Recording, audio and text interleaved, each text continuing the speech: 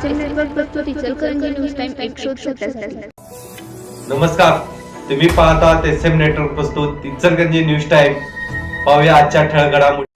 Shri Shivtirth E बस स्थानक नामकरणाची शिवसेनेची मागणी।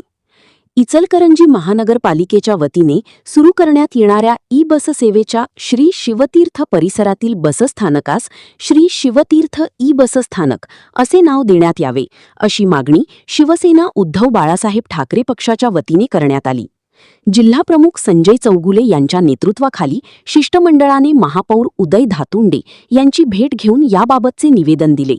छत्रपती शिवाजी महाराजांच्या नावाशी निगडीत असलेल्या या परिसरातील बसस्थानकाला श्री शिवतीर्थ नाव देणे योग्य असल्याचे सांगत मागणी मान्य न झाल्यास शिवसेना स्टाईलने जनआंदोलन उभारण्याचा इशारा चौगुले यांनी दिला।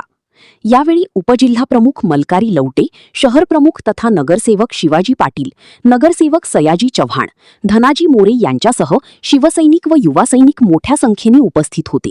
घोषणांनी महानगरपालिका परिसर दणाणून गेला।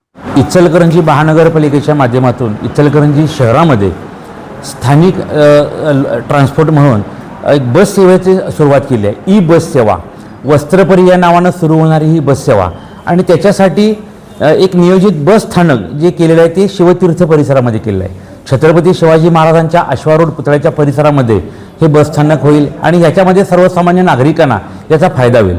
मात्र या बस स्थानकाला जे नाव देण्यासंदर्भातली भूमिका या महापालिका सभागृहाने घेतलेली आहे त्याला शिवसेना उद्धव बाळासाहेब ठाकरे पक्षाच्या वतीनं आम्ही कडाडून विरोध करतोय।